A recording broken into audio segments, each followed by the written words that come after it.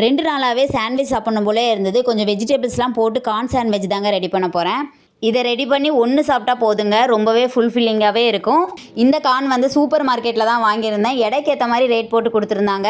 இதை உரிச்சு எடுக்கிறதும் ரொம்பவே ஈஸி தாங்க. ஒரே ஒரு லைனை மட்டும் ஃபுல்லாக எடுத்து விட்டுட்டோம்னா மற்றது எடுக்கிறதுக்கு ரொம்பவே ஈஸியாக இருக்கும். இப்போ இதை ரெடி பண்ணுறதுக்கு முதல்ல கார்னை இட்லி கொப்பரையில் வேகிறதுக்காக போட்டு வச்சுருக்கேன். அதை வேகிற கேப்பில் கேரட் ஆனியனை வந்து நல்லா குட்டி குட்டியாக சாப் பண்ணி எடுத்துக்கலாம்.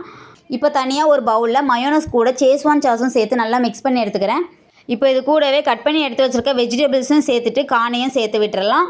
இப்போ தேவையான அளவுக்கு உப்பு சேர்த்துட்டு ஆரிகனோ கொஞ்சமாக சேர்த்துருக்கேன். அது இருந்தால் சேர்த்துக்கலாம், இல்லைனாலும் நோ ப்ராப்ளங்க. எல்லாத்தையும் ஒரு மிக்ஸ் கொடுத்துட்டு எடுத்து வச்சிட்டோம்னா உள்ளே வைக்கிற ஸ்டஃபிங் ரெடி ஆயிருங்க. இப்போ தவா நல்லா ஹீட் ஆனதுக்கப்புறமா பட்டர் சேர்த்துட்டு நல்லா ஸ்ப்ரெட் பண்ணி விட்டுறலாம். இப்போ ப்ரெட்டை வந்து 2 பக்கமும் நல்லா திருப்பி போட்டுட்டு இந்த ஸ்டஃபிங்கை வந்து நிறைய வச்சு விட்டுருக்கேங்க.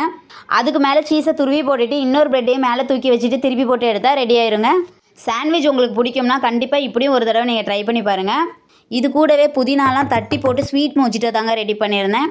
ரெண்டுமே வச்சு சாப்பிடும்போது உண்மையிலே வேறு லெவலில் இருக்குங்க.